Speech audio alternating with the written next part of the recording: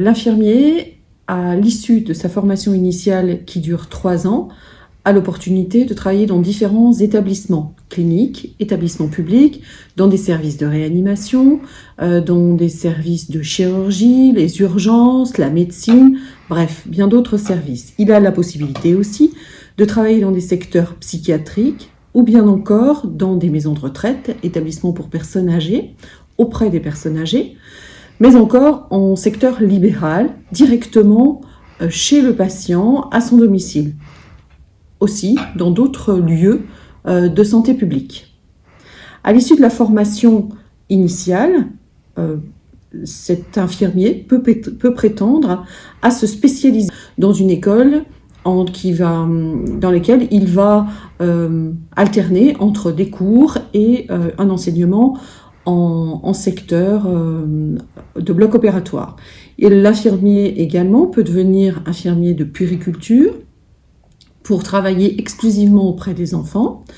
Dans ce cas-là, il doit passer un concours à l'entrée et puis ensuite suivre une année de formation. Des étudiants de 3e année souscrivent ce concours directement pendant leur 3e année de formation et ainsi enchaînent la formation initiale et la formation de spécialisation. Par ailleurs, l'infirmier peut aussi devenir infirmier anesthésiste. Alors, l'obligation qu'il aura, c'est de travailler pendant 2 ans en tant qu'infirmier et ensuite, il pourra rentrer à l'école d'anesthésie pour devenir infirmier anesthésiste. Autre possibilité, l'infirmier peut devenir cadre de santé.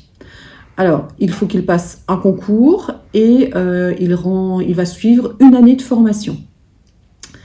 Il deviendra à l'issue soit formateur en institut de formation sans infirmiers, soit il sera responsable d'une équipe paramédicale dans un service, dans un établissement privé ou public.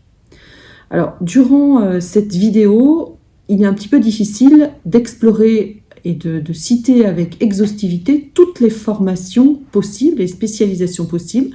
Pourquoi ? Parce que le métier évolue beaucoup, la profession, là, depuis quelques années, évolue beaucoup et des opportunités très intéressantes s'offrent aux jeunes professionnels et aux professionnels actuels.